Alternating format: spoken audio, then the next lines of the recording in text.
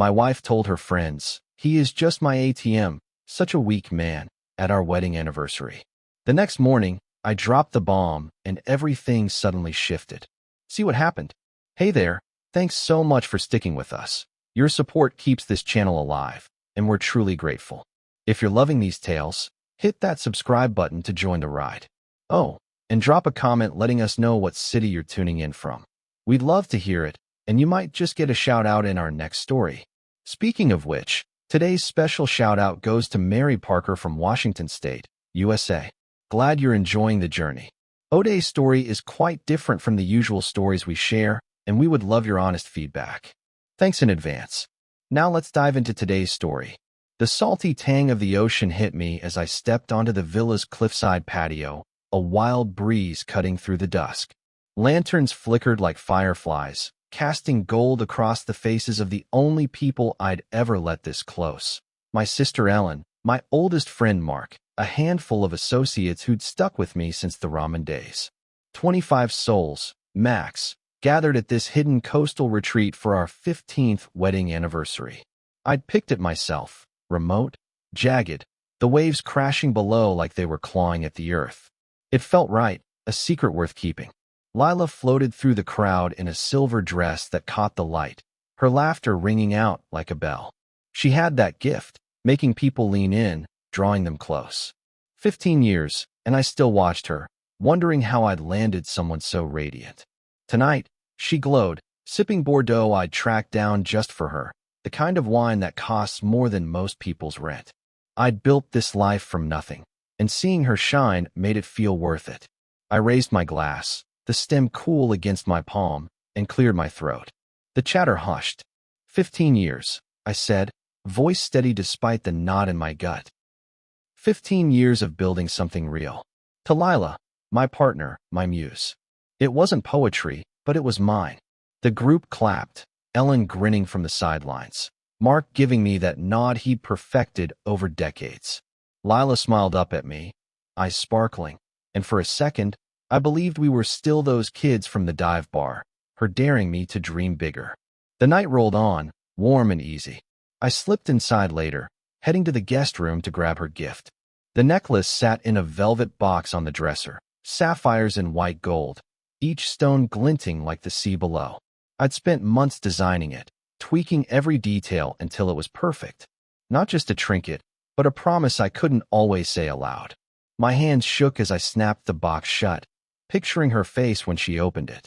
The villa's halls were quiet as I headed back, oak floors creaking under my boots. Voices drifted from the kitchen, low, conspiratorial, the kind that make you pause.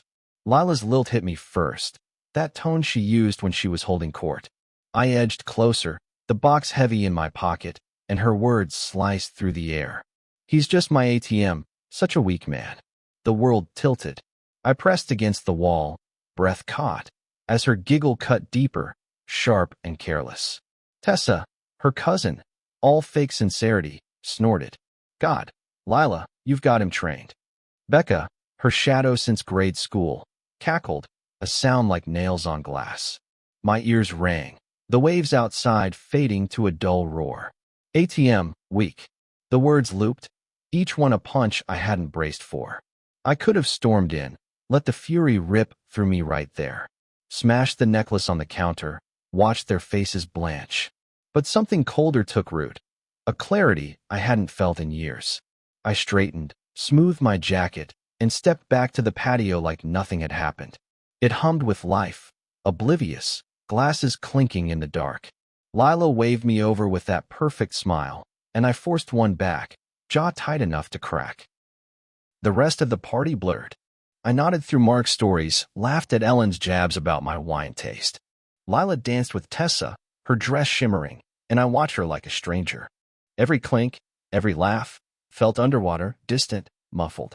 I kept my hands busy, pouring drinks, passing plates, anything to stop them shaking. The box stayed in my pocket, a dead weight against my thigh. When the last guest stumbled off and the lanterns dimmed, I climbed the stairs alone. Lila chattered downstairs, her voice fading as I shut the guest room door. The bed was too big, the silence too loud. I pulled the box out, flipped it open. The sapphires mocked me, hours of my life, my heart, poured into something she'd sell without a thought. I snapped it shut, tossed it into the dresser drawer, and turned the key in the lock. It landed with a thud, final as a slammed door. I sat on the bed's edge, shadows stretching across the wall. The ocean growled outside, restless, and I felt it in my bones. She thought I was weak? Fine. Let her see what happens when the machine breaks. Tomorrow, I'd call the shots, my lawyer, my accountant, my rules. She'd built her castle on my back, but I was done carrying it. The villa might be quiet now, but come morning, she'd feel the ground shift. And I'd be standing when it did. Fog rolled in thick that next morning, blanketing the villa like a shroud. I woke before dawn, restless, my mind churning while my body stayed pinned to the mattress. The guest room smelled of cedar and salt, the ocean seeping through the cracked window. Downstairs, the house was still too still, like it knew what was coming. I didn't bother shaving, just pulled on a sweater, grabbed my phone, and slipped into the study before anyone stirred. The leather chair creaked as I sank into it, the oak desk solid under my hands. I dialed Tom first, my lawyer, a bulldog who'd been with me since the napkin sketch days. "Morning, James," he rasped. "What's the fire?" I cut to it. "Lila's out. Cut her access, cards, accounts, company shares, all of it. Leave her the basics." He paused, then chuckled. "About damn time. Locked by noon." Next was Sarah, my accountant, who didn't ask, just scribbled and promised the same. I hung up, leaned back, and let the quiet settle. It was done. The fog pressed against the window, turning the world into a gray smear. I'd built this life, every dollar, every deal, every sleepless night, and she'd made it a punchline. Just my ATM. The words gnawed at me, a splinter I couldn't dig out. Weak? I'd clawed out of a crumbling duplex, turned nothing into millions, and she called that weak? My hands curled, nails biting my palms. She'd see soon enough. Footsteps thudded upstairs, Lila, probably, shuffling to her coffee. I stayed put, letting the villa wake. Ellen clattered pans in the kitchen, humming off-key. Mark's laugh echoed from the porch, likely nursing a hangover with coffee. The others, Tessa, Becca, were still ghosts in their rooms. I didn't care. This was about her. By 11, it hit. I was sipping coffee, bitter, scalding, when Lila's voice cut through the room. "What the hell?" She stormed downstairs, phone clutched, her silver robe flapping. She'd been mid-scroll, probably ordering some handbag, when the card declined. I watched from the couch, half hidden, as she jabbed the screen, muttering curses. "Stupid bank. Fix this, James," she snapped, spotting me. Her hair was a mess, mascara smudged, but that entitled edge hadn't dulled. I took a slow sip, let the heat burn my tongue. "Fix what?" My tone was flat, deliberate. She glared, shoving the phone at me. "My card's dead. Call someone. Now." Ellen and Mark watched silently from their corners, Ellen by the kitchen door, Mark leaning in from the porch. I set the mug down, met her eyes. "Your ATM's broken, Lila. Figure it out yourself." Her face froze, mouth half open like I'd slapped her. Then she laughed, brittle, forced. "What are you talking about?" "Don't be dramatic. Just call the bank." I didn't move. "It's not the bank. It's me. You're cut off." The words landed heavy, stones and still water. Her eyes darted, searching for a crack, but I'd built walls she couldn't climb. "You can't do this," she shrieked, voice rattling the windows. "This is my life too." She stepped closer, lavender perfume hitting me, the one I'd bought in Paris. "James, please. Whatever this is, we can talk." I cut her off, standing fast, mug wobbling. "Talk? Like you talked last night?" "He's just my ATM, such a weak man." Her breath hitched, color draining. She hadn't known I'd heard. Ellen coughed, smirking. Mark stubbed out his cigarette, muttering, "Well, damn," scratching his jaw. Lila's head whipped toward them, then back to me, panic blooming. "I didn't mean it. It was a joke. You know how I am." I held up a hand. "Save it. You've got a roof, food, clothes. More than I had starting out. The rest? Earn it." She stared, wild-eyed, then bolted upstairs. Her door slammed, muffled voice rising, probably calling Tessa, begging for backup. Good luck. Those two would ditch her the second the gravy train stopped. I sank onto the couch, coffee cold, adrenaline settling. My chest ached, not sadness, but relief, sharp with vengeance. The fog thickened, The villa a ship adrift. Lila emerged at noon, makeup fixed but eyes red, trying a new tack. She perched beside me, voice soft. James, I'm sorry. I was drunk. Stupid. You're not weak. You're the strongest man I know. Let's fix this. Her hand brushed my arm, testing. I looked at her, saw the act for what it was. 15 years, and I'd never noticed how good she was at this. I pulled away, walked to the window. No more fixing. You wanted an ATM? It's out of service. She didn't cry, just glared, her mask slipping to steel. You'll regret this, she hissed, then stormed off. I watched the fog swirl, a gray wall, and felt power take root. Ellen wandered over, pancake plate in hand. You okay, big brother? Her hazel eyes searched mine. I nodded. Getting there. She grinned, popping a bite. Good. She's had it coming since I do. Mark joined us, clapping my shoulder. Proud of you, man. Took guts. Their words anchored me. Lila didn't come down for dinner. I heard her pacing, voice rising and falling phone calls, plotting her next move. Let her. The locks were changed, figuratively and soon literally. She built her throne on my dime, but I wasn't her king anymore. Tomorrow, she'd feel it deeper, whatever she was scheming up there. I'd be ready. Rain came that afternoon, a steady drumbeat turning the fog into a wet, gray cage. It trapped us inside, me, Lila, Ellen, Mark, and the stragglers too hungover or nosy to leave. The air smelled of damp wood and coffee grounds, thick with the quiet that made every creak a gunshot.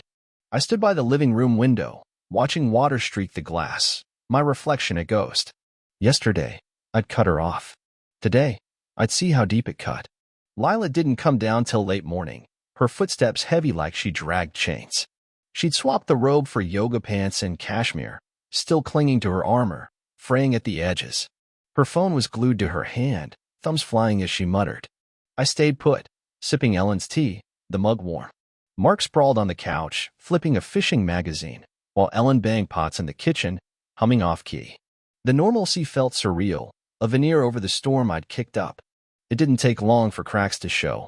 This is ridiculous, Lila snapped, pacing by the fireplace, phone raised like evidence. My Venmo's frozen. I tried selling that Gucci bag from Milan. No login. Her eyes hit me, accusing. I shrugged. Banks are funny when the money's not yours. Her jaw tightened, a muscle twitching. You're punishing me for one comment? Grow up, James. I set the mug down, slow, the clink loud in the hush. One comment?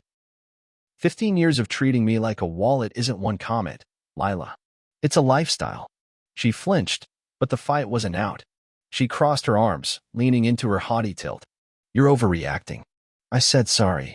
What do you want? A speech. Ellen snorted from the kitchen doorway, spatula in hand. Might be a start. Lila glared, but Ellen just grinned and went back to her pots. The rain picked up, a roar matching the pulse in my ears. Lila turned to the others. Tessa?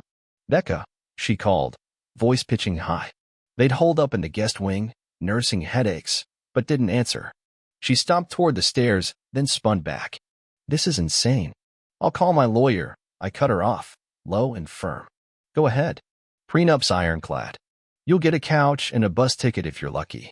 Her mouth opened, then shut, a fish gasping on land. By noon, she cornered Ellen in the kitchen. I listened from the hall. Ellen, please, talk to him, she said, syrupy, desperate. He listens to you. I messed up. I need help. Ellen didn't look up from chopping onions. Help? Like the $10,000 you borrowed for that spa trip and never paid back? Pass. The knife hit with a thwack, and Lila huffed, retreating. I smirked into my tea. Ellen had my back, always had. Mark caught me later, rain streaking the porch windows as we stood shoulder to shoulder. He lit a cigarette, flame flaring. She's a leech, man, he said, exhaling smoke into the damp air. Been saying it for years. You're seeing it now. I nodded, his words settling. He'd been there when I started, late nights, cheap beer, big dreams. He'd warned me about her, but I'd been too dazzled. Yeah, I said, voice rough. Took me long enough. By evening, Lila's desperation turned frantic. She hauled out a suitcase, heaping clothes and bags on the dining table, snapping photos. If you won't fix this, I'll sell everything, she declared, voice shrill. She listed heels online, red sold, a birthday gift. But the app crashed, or her account did. She threw the phone down, cursing, and I watched from the armchair, legs crossed, silent. The rain hammered, thunder rumbling like it was applauding her collapse. Then the threat. She stormed over, hands on hips. Fine. You want war? I'll tell them you cheated. That in turn last year, people will believe it. My gut twisted, not because it was true, but because she'd stooped there. I stood, towering, and pulled my phone. Go ahead. I've got your texts to that guy in Miami. Miss you, babe.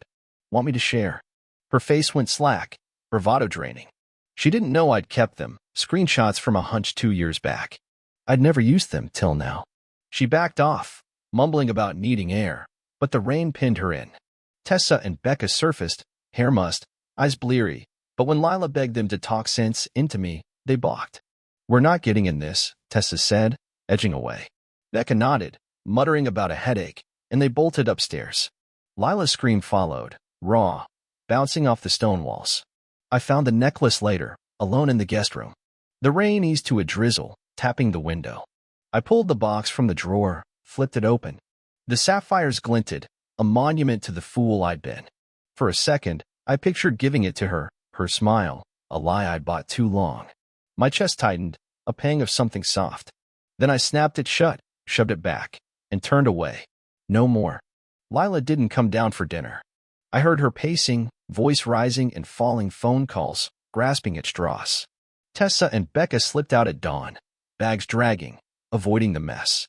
The villa felt smaller, walls closing in, but I didn't mind. She was unraveling, and I held the scissors. Tomorrow, she'd push harder. I'd be ready. The rain quit by the third evening, leaving the villa in a damp, heavy stillness. Stars punched through the clearing sky, sharp as pinpricks, and the ocean growled below, restless for a fight. I stood on the balcony, hands gripping the cold iron railing, salt air stinging my lungs. 3 days since she'd called me an ATM. 3 days since I'd flipped the switch and watched her scramble. The villa was a pressure cooker now, air thick with the unsaid. Tonight, it'd boil over. I felt it in my bones. Lila had been a ghost all day, holed up in our room, her pacing a faint rhythm through the ceiling. I'd kept busy, stacked firewood with Ellen, swapped war stories with Mark over bourbon, sketched a project idea on a napkin. The others, Tessa, Becca, the associates, had trickled out by noon, mumbling excuses about work or weather. Good riddance. This was our circus now, and the ringmaster was about to crack the whip. I heard her before I saw her, heels clicking on tile, a deliberate march echoing through the villa. She appeared at the balcony door, backlit by the living room's glow, silhouette sharp and defiant. She'd dressed for battle, black dress, hair swept up, lipstick red as blood. For a second, I saw the girl from the dive bar, all fire and promise. Then she stepped closer, and it shattered. Her eyes were puffy, jaw set, a cornered animal ready to claw. James, she said, voice low measured. We need to talk. I didn't turn, just stared at the sea, waves glinting under the moon. Talked plenty yesterday. Didn't change a thing. She moved beside me, close enough I caught her lavender, a taunt. You're killing me, she said, softer, a crack in the armor. I can't live like this. You've made your point. Let's fix it. I laughed, short and bitter, the sound lost in the wind. Fix it. You think this is a flat tire, Lila? Something I patch and we roll on. I faced her, leaning on the railing, arms crossed. Her face flickered. Panic, fury, then that calculated calm. I apologized, she said, stepping closer, hand brushing my sleeve. I was drunk, stupid. You're not an ATM. You're everything. Don't throw us away. Her touch burned, not heat, but memory, years of those hands pulling me in, smoothing my doubts. I jerked away, railing cold against my back. Everything? Funny, that's not what you told Tessa and Becca. Weak man, right? That's your everything. Her breath hitched, fear flashing, but she rallied. It was a joke. You're twisting it. You know I love you, stop. My voice cut through, hard as stone. You don't love me. You love what I give you. The villa, the wine, the bags. That's gone.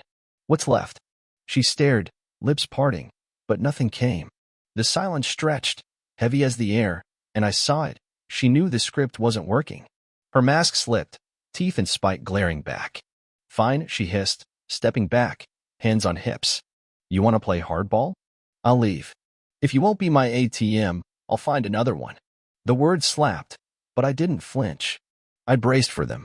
Good luck, I said, steady, a smirk tugging. You're free to go. Her eyes widened. She thought I'd beg, then narrowed, venom pooling. You're serious? Dead serious. I straightened, meeting her gaze. Divorce me. Walk away. I'll have Tom draw it up tomorrow. Prenup's in play. You get nothing but what you came with. Her face twisted, a snarl breaking through. You bastard. You think you can erase me? I shrugged. You erased yourself. I'm cleaning up. She lunged, finger jabbing my chest. I'll ruin you. I'll tell everyone you're a monster, cheated, lied, whatever sticks. You'll be a pariah. My pulse spiked, not fear, but fury, and I grabbed my phone, thumbing to the screenshots. Go ahead. I've got your Miami fling, miss you, babe. Want me to send that to Ellen? Mark? The tabloids. Her hand froze, eyes darting, fight draining like a punctured tire. You wouldn't, she whispered, but she knew I would. I kept those texts like a loaded gun, never planning to fire until now. Try me, I said, low, lethal. She staggered back, clutching the railing, breath shallow. For a minute, we stood there, the ocean filling the void. Then she turned, slow, and walked inside. I heard the suitcase sip, heels clatter, a drawer slam. She was packing. Ellen poked her head out, brow raised. That sounded final. Mark joined her, bourbon in hand, peering past. She's leaving. I nodded, the weight shifting, not gone, but lighter. Yeah, let her. Ellen grinned, fierce. Good riddance. Mark clapped my shoulder. You're a rock, man. Lila reappeared, suitcase in tow, face cold with fury. She didn't look at me, just marched to the door, phone to her ear. Vince? Yeah, it's me. I need a ride. Now. Vince, some sleazy investor she'd flirted with years back. I almost pitied him. She paused at the threshold, glancing back, her eyes glinting with hate she'd never admit. You'll regret this, she said, trembling. I smirked. Doubt it. The door slammed, and she was gone. I heard gravel crunch as a cab pulled up. Vince moved fast. Ellen handed me a bourbon, and we stood there, three of us, watching taillights fade. The villa felt bigger, air cleaner. I sipped, the burn grounding me. She'd broken the machine, but I wasn't shattered. Not anymore. Tomorrow, I'd call Tom. Tonight, I'd sleep, really sleep. The stars blinked, cold and steady, and I knew this was the start. The morning after Lila left, the villa woke different. Sunlight cut sharp lines across the oak floors, and the air smelled of wet earth and freedom. I stood barefoot in the kitchen, brewing coffee in Dad's old percolator, gritty, strong. The ocean hummed, washing away the last 3 days. Ellen shuffled in, hair a mess, grinning. She's really gone, huh? She said, snagging a mug. I nodded, pouring. Really gone. Mark joined, still in yesterday's shirt, boots clomping.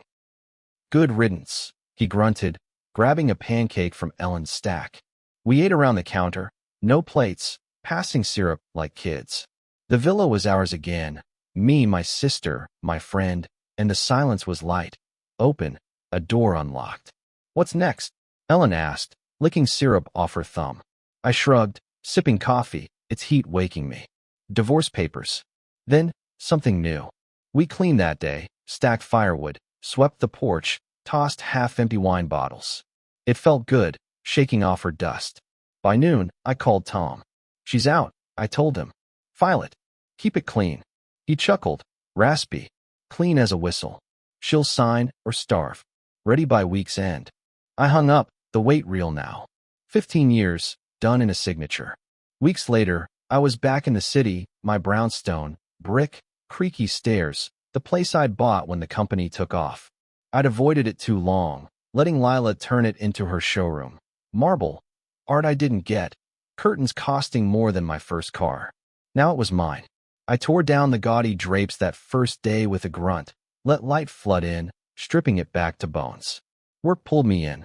Paul, an associate, had a kid, Sam, barely 20, all elbows and ambition, pitching a solar startup. Green energy for the little guy, not just suits. I liked him. Let's talk, I said, and we set up in my office, coffee-stained desk, skyline view, the hum of something building. Mentoring him felt right, a torch I didn't know I'd been holding.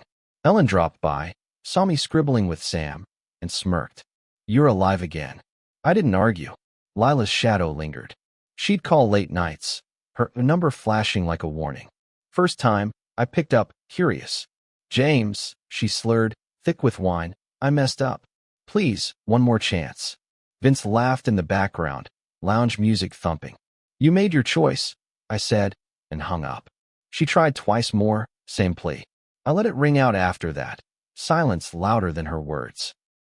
Ellen got the first real sighting a month later. She burst into my office, phone in hand, eyes gleeful. You'll love this, she said, plopping down. Lila's crashing. Vince dumped her, guess she drained his card too fast. She's at a dive bar downtown, telling anyone who'll listen about her rich ex. I grinned, leaning back. That's so? Ellen nodded, scrolling. Friend of a friend saw her, cut-rate heels, chipped nails, spinning yarns. Nobody's buying. I pictured it, Lila in a dim booth, lipstick smeared, charm curdling. Part of me wanted to feel bad, dig up the old ache. It wouldn't come. She'd build her cage, and I wasn't the key. She'll land on her feet, I said, more to myself. Always does. Ellen snorted. Not this time. She's running out of suckers. The call stopped. I threw myself into Sam's project, tweaking his pitch, lining up investors.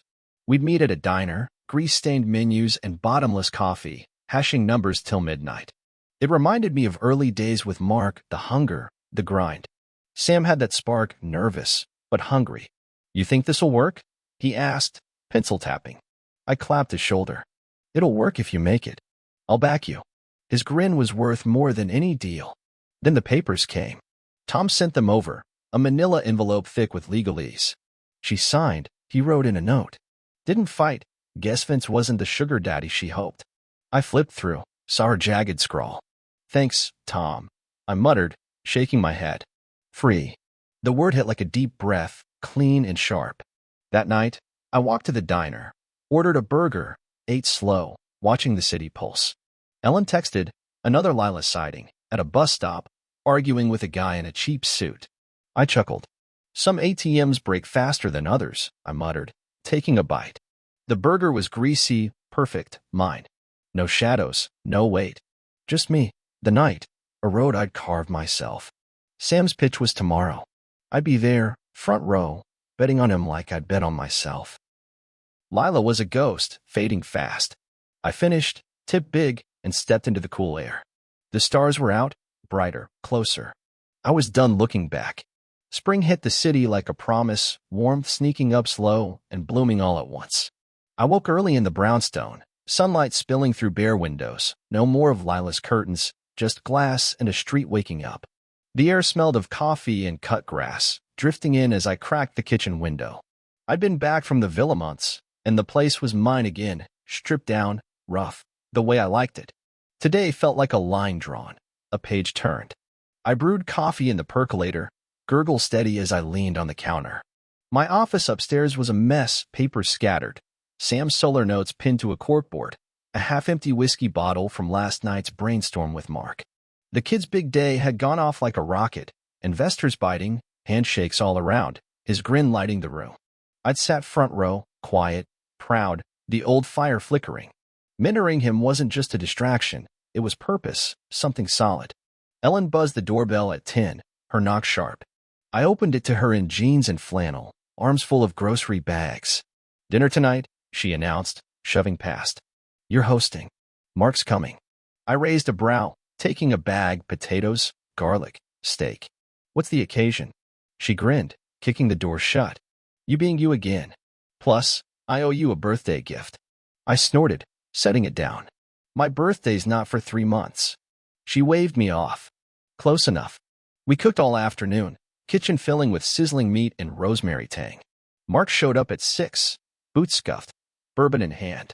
To new beginnings, he toasted, pouring 3 glasses.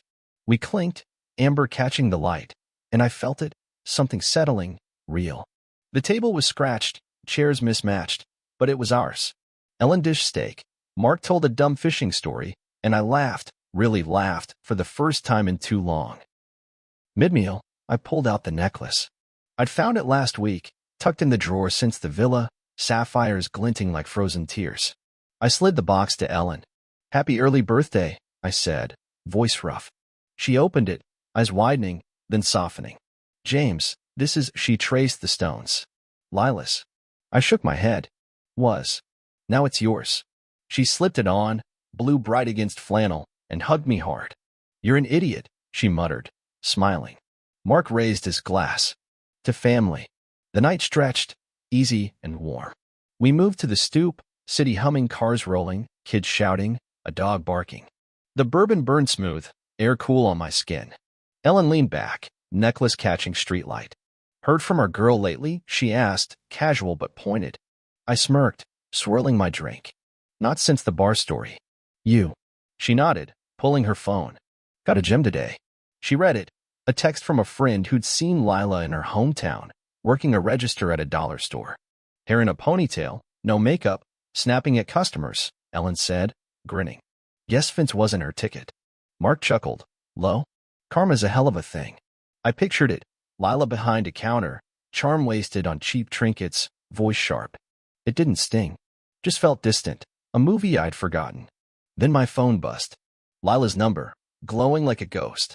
I hesitated, then played the voicemail on speaker. Her voice crackled, slurred, bitter. "You win, James. Happy now? Ruined me, you bastard. Hope it feels good." A pause, a hiccup, then dead air. Ellen raised a brow. "She's still at it?" I deleted it. No reply. "She's done. Doesn't know it yet." Mark clapped my shoulder. "You're better off, man." Ellen nodded, sipping. "She thought you'd cave. Never got you, did she?" I leaned back, staring at the sky, stars faint against city glow, but there. "Nope. Took me too long to see it." We sat, the night wrapping us like a blanket. Lila's voice faded, drowned by the city's pulse. Next day, I met Sam at the diner. He was buzzing, fresh off a deal, tie crooked. "We're funded," he said, sliding in. "Your push did it." I grinned, ordering coffee. "Your work did it." I nudged. We talked shop, next steps, prototypes, a warehouse he'd scoped. The kid had fire, the kind I'd lost and found through him. "You're sticking around, right?" he asked, half joking. I nodded. "Long as you need me." Weeks rolled into months. I rolled a brush myself, blue streaking over Lila's sterile white on the brownstone walls. Sam's company took off, a headline calling him the future. I framed it, hung it next to my old sketches. Ellen wore the necklace to every dinner. Mark brought bourbon, and we built a rhythm, steady, ours. Ellen heard a rumor Lila'd moved west, chasing another Mark, but it didn't stick. She was smoke, drifting away. One night, I stepped outside, air crisp with fall coming. The street was quiet, just me and the stars, brighter now without her shadow. I wasn't an ATM, not to her, not to anyone. I was James, brother, friend, mentor me. The villa was a lifetime ago, that balcony a scar healed tough. I breathed deep, the city alive, and smiled. The road was mine, wide open, and I was walking it my way. Well, that's James's story, breaking free and building anew. What about you? Ever had to smash your own ATM and start over? Drop it in the comments. I'd love to hear your take. If this hit home, give it a thumbs up and hit that subscribe button for more stories like this. Your road's waiting, go claim it. See you soon.